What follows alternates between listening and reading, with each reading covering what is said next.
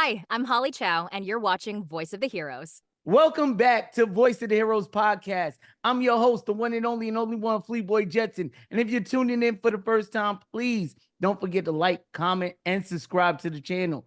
Also, click that notification bell so you can be notified on upcoming interviews and discussions from your favorite heroes and villains from around the world. And today we got a very special guest, Mr. Adrian Hough, the voice actor of Nightcrawler from not only X-Men X-Men the animated series, but X-Men 97 now streaming on Disney Plus. How are you doing today, sir? Hey, nice to meet you, Fleeboy. I'm doing great, thanks. Welcome to the show. Now, for the new people to the channel or new to the X-Men universe, tell us a little about your character, Nightcrawler. Okay, well, Nightcrawler in the animated series was first discovered in the episode called Nightcrawler way back a million years ago, and when you were all kids. And he is found in an Austrian monastery in the small town where some of them are skiing, some of the X-Men are skiing and doing something. And he looks like a demon, a blue demon. He's got a tail. He's got sort of three fingers in each hand, and he has the ability to teleport. But the townspeople treat him like a demon, and he sort of hides out in this monastery. And he's, I think, as a result, become very kind of spiritual and thoughtful, despite the fact that he looks like he does. Definitely. Now, in the original animated X-Men series, he was only in a few episodes. But now in X-Men 97, he's gained more popularity. He got his own title card. He became a member of the main cast. How does it feel to be part of the main cast now? Oh, well, I mean, it's amazing. I mean, 25 years ago, it was my first animated audition. I'd done a few voiceovers for commercials and orange juice commercials and medical videos I'd be the narrator for. But I spent a lot of time doing accents in my theater and TV training. And so I'll just tell you quickly the story about sort of how I arrived at the part. And so my agent says, you do accents, don't you? I say, yeah. And so can you go, there's this German character in this thing, Project X, I think it was called. And so I went in and they said, we don't want Colonel Klink, from Zeros. And I went, okay, yeah, no, I get it. And so, okay, something's just happening noise-wise happening outside.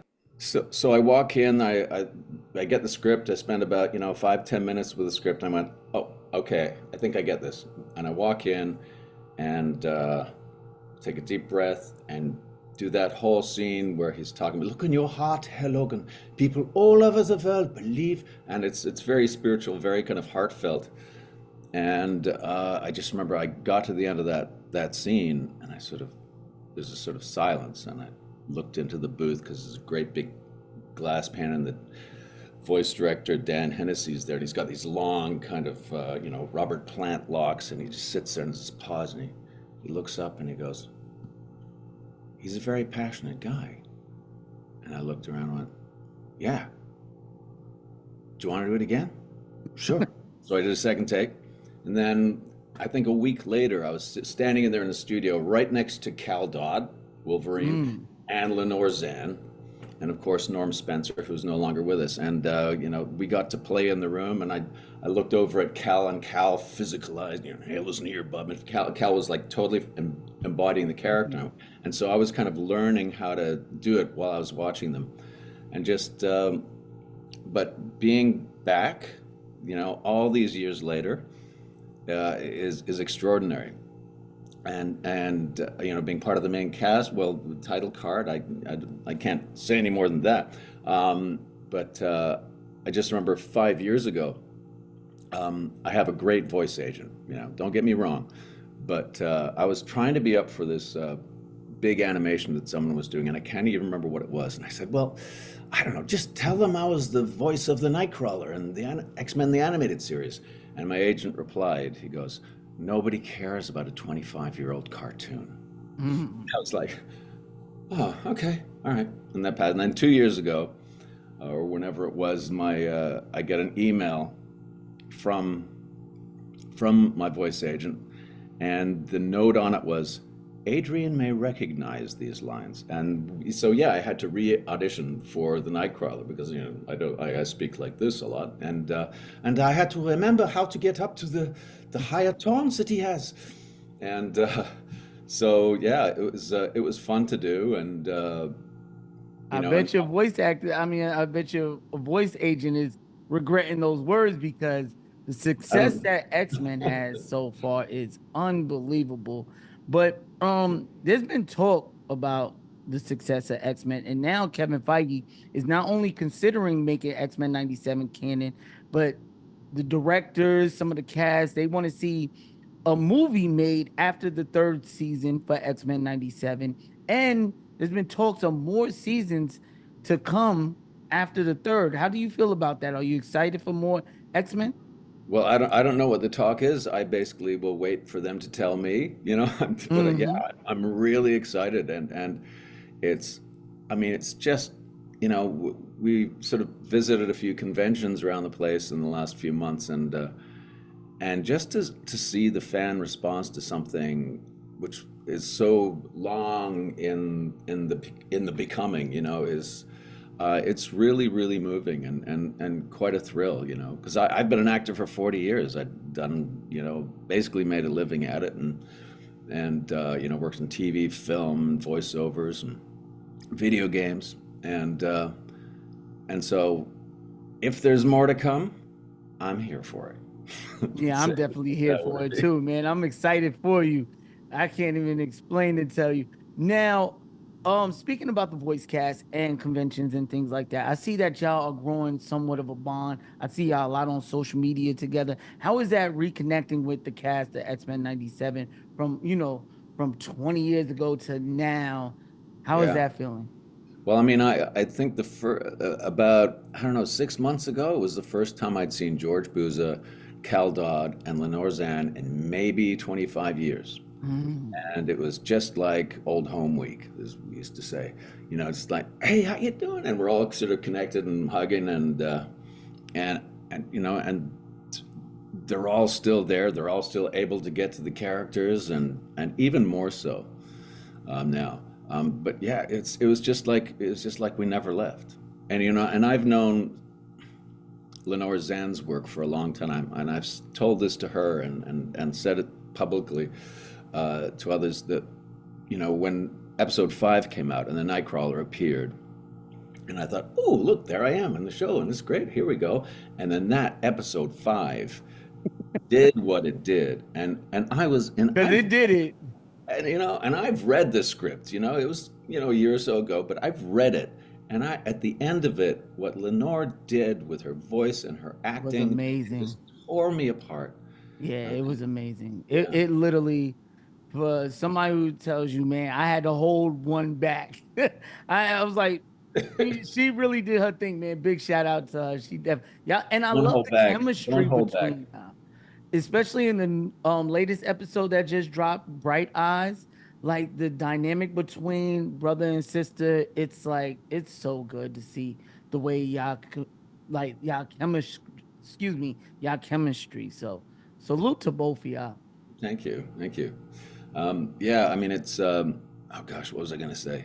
Yeah, I mean, it's she's so good, and the scripts are so fantastic that it's just like it's all, I wouldn't say it's easy, but you look at the script and go, oh, okay, I've got to go there, and you go, okay, that's what we do, But the nice thing about the first appearance of the Nightcrawler, and I, because we record them a while before, I have this sort of, I dump files in my brain, so I don't remember it until I see it again. And then I was really happy because the Nightcrawler can be very kind of emotional, very kind of gentle, but the playfulness that's right at the top of the Genosha scene, and I remember the voice director Meredith.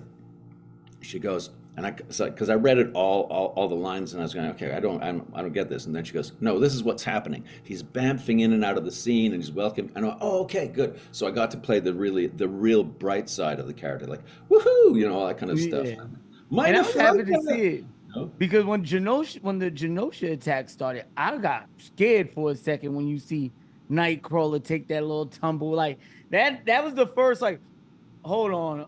So if you haven't seen X-Men 97, man, I suggest y'all go to Disney Plus right now. Well, not right now. Wait until after the interview Afterwards. and check it out. We'll pause it But and let's continue with the topic of Nightcrawler. Now, we've seen Nightcrawler in the Marvel movies a couple of times. I think about two different variations yeah. of the character. Now, they got a reboot, excuse me, coming to the MCU. If yourself went, because you could play the character with CGI, of course. A couple of Sure. characters are getting played CGI, Josh Brolin's Thanos, Mark Ruffalo's Hulk, etc., etc. Would you like to reprise Nightcrawler in the MCU? And if you couldn't, let's fan cast someone you would like to see Oh, play Nightcrawler. I don't even know if I want to go. I would love to play as Nightcrawler. And I remember when I watched, I think it was the second one, I watched Alan Cummings' Nightcrawler, and I said, nailed it, you know. And so I don't know who's there, who's coming, and I have already done a live action character in the movies too. Yeah, John Gray. Yeah, and Jean Grey's dead. That X-Men 3. So this George Buza, who plays Beast, and myself, we're the two voice actors from the original series who've also played other characters in the live action ones. I don't know if I would fan cast anyone. I don't know. I don't know, man. I think that character. I don't know. Who you say? Christoph Waltz? I don't know. Maybe. I don't know. Okay, that's fair enough. All right, now with the release of X-Men 97 and having the traditional weekly episodes dropping on Disney Plus, right? There's been a lot of talk about how the media or how people watch their entertainment. And because with Netflix, they might go ahead and drop all 8 episodes of a series. But with X-Men 97 is showing us how much fun and excitement there is dropping it weekly. You get to chat with your friends, strangers, people you don't know about the episodes weekly. So my question is to you, what is better to watch a series weekly, or would you like to binge the series?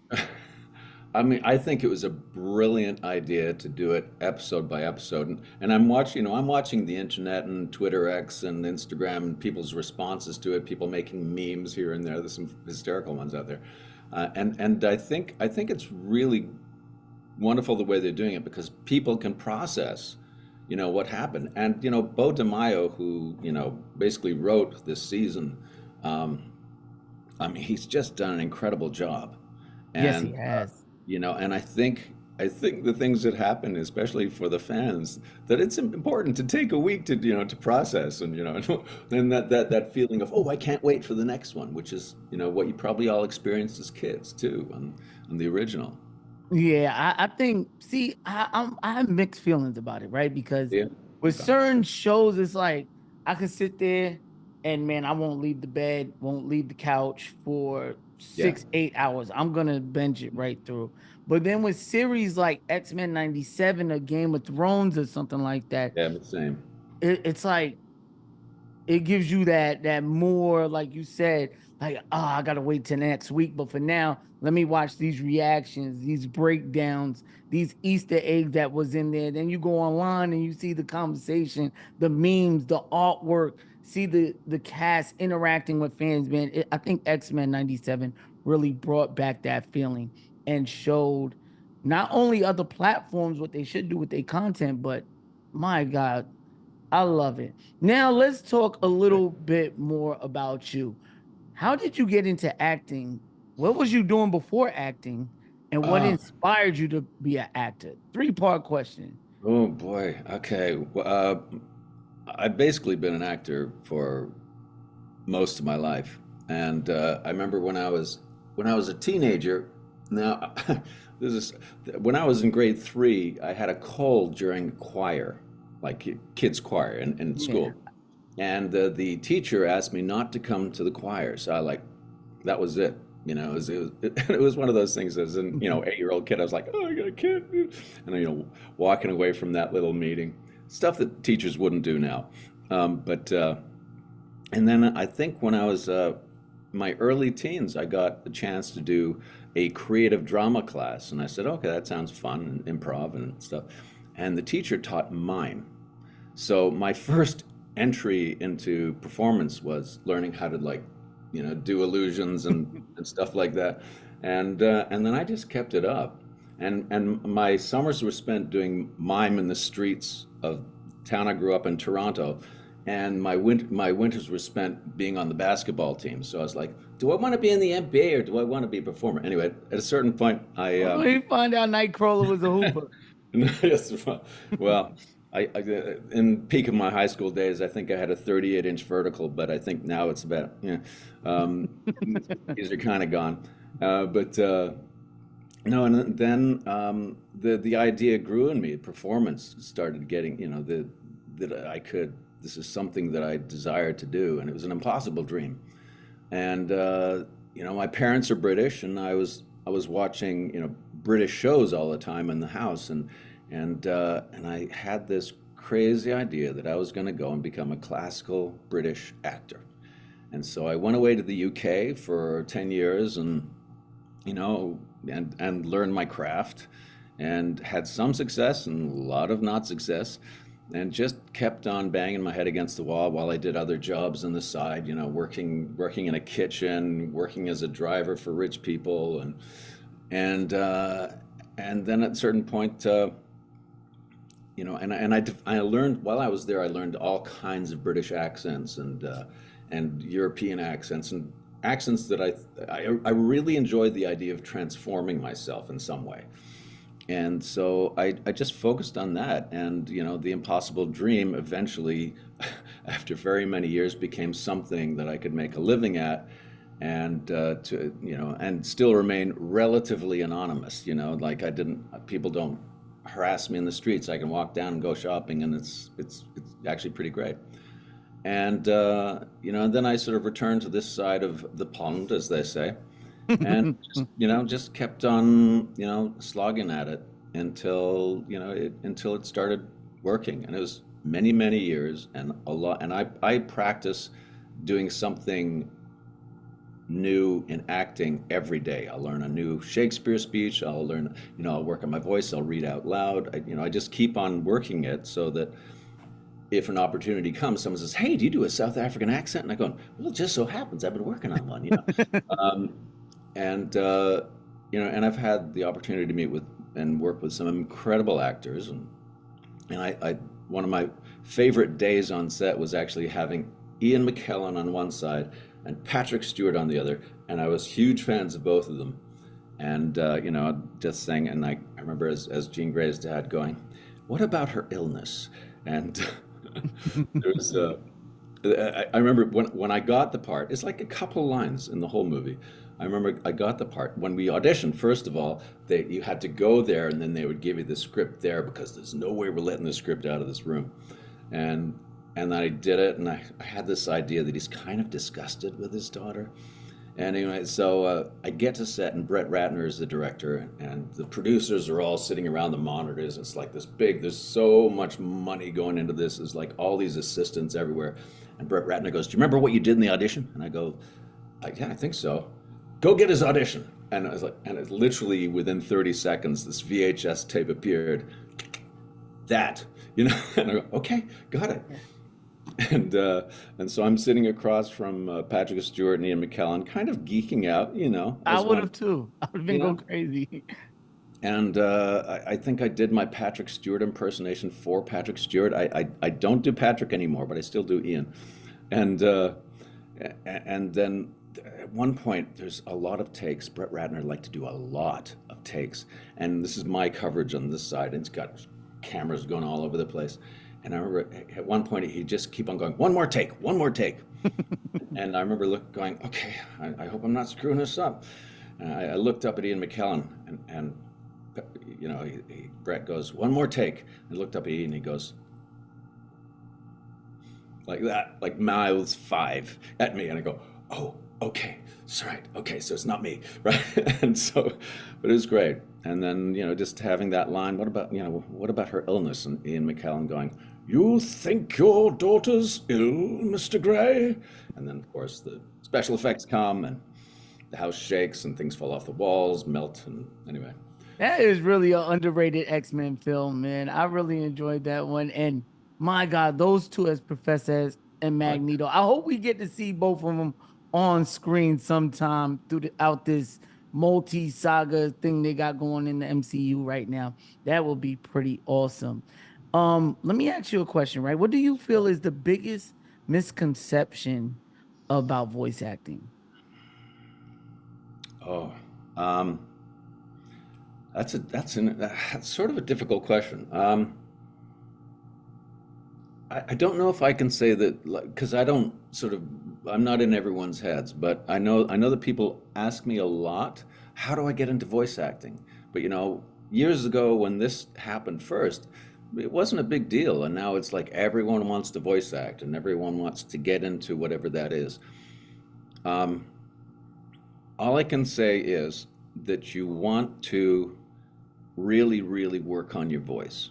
You really want to work on phrasing and taking ideas and expressing them in a way which people will listen to, and making sense of words. So get really good at dealing with words and speaking words out loud, and it's right now it's seems to be a very competitive industry. Like even now I'll audition for several things in a row, maybe like 30, and I might get one. So, it's a very competitive industry, and it's not as simple as just getting an agent. People go, if I have an agent, then this will happen and that'll happen. Well, a lot of us have agents, and landing something like this is just like a stroke of lightning fortune for you. Hmm. And but with any of it, I would just say that if you work at getting good, you may get lucky. That's. But the misconceptions, I mean, the here's a misconception that people have sometimes. People think that it's just like you get in front of a microphone and you do stuff with your mouth. But the first day I was as I was mentioning, like in the studio, Cal Dodd is putting his body and his emotions into it, and Lenore Zan is putting her real emotions into it. So that it's not just something that you're sort of separate from. It's something that you really have to get your mind and your body involved in to express something. It's just acting. It's acting. I You're putting agree. yourself and using your imagination. I agree. I don't think to me, I don't feel like there's a difference between voice acting and acting. I think they're one and the same. Um, Now, as far as like, because you did voice a lot of characters that we probably won't get to talk to, and you've been in a lot of movies, Assassin's Creed, things like Yep. that. Like, it's a lot. But are there any characters that you can remember, any lines from any of your characters that resonate with you on a personal level that you might have said in a movie or in a Um, series, and you was like, wow, that's pretty meaningful or deep? well, I remember Assassin's Creed 3, Haytham Kenway has this fantastic speech to Connor where and the relationship is written so well that you think, oh, they're going to connect, they're going to be father and son, and then of course Haytham will say, I should have killed you long ago.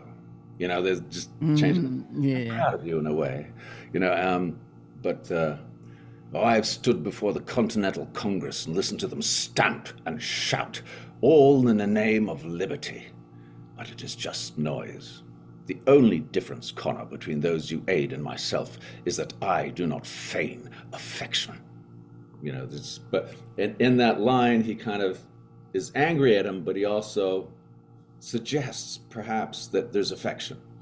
It's just that, but resonate with me personally. That That Kurt was has. brilliant, though. I love that. That gave me chills just now, man.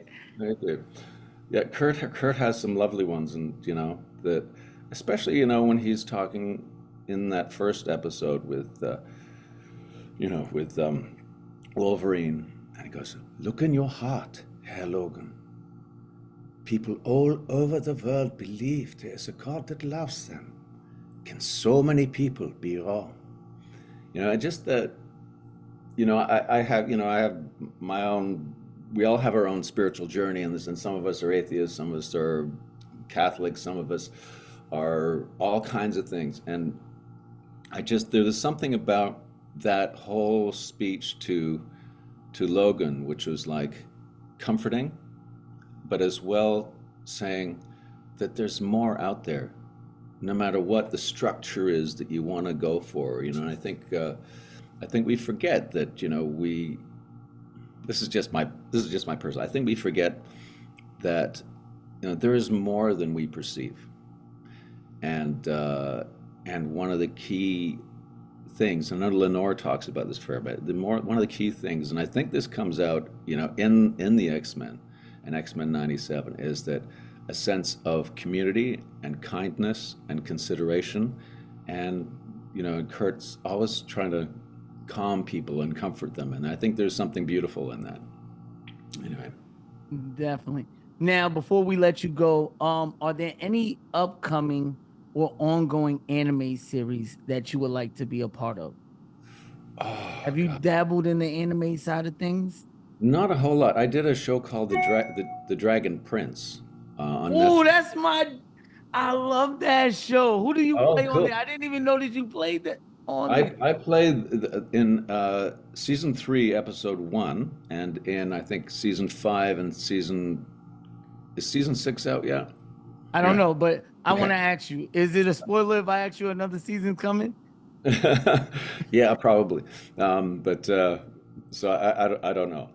I don't know. I know that I've done a few. I played the dragon Saul Regem, who sits and in the last one, which was out, he has a line where they find him in this kind of, he's hiding out in this sort of cave, and he goes, "Leave me alone." Oh, you're talking about the dragon that was damaged. Yeah, with Blind Dragon. That's Yeah. great.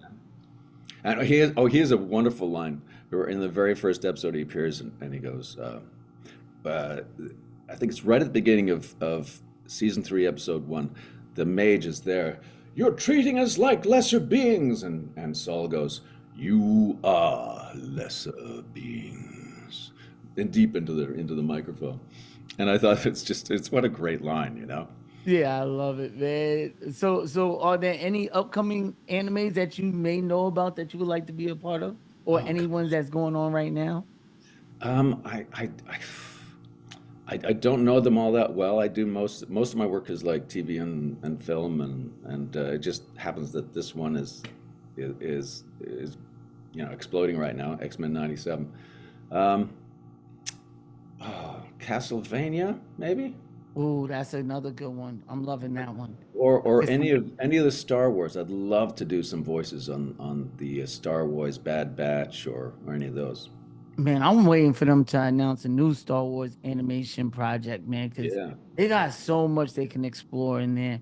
I can actually see you as a Jedi, man. You kind of look like one. Not gonna lie. You kind of look like you could be a Jedi. Let me ask, all right, last question, man. Do you have any upcoming projects or conventions that you could talk about? And if so, let us know where we can find you at next. Okay, I think I've got one in Ocala, Florida in September.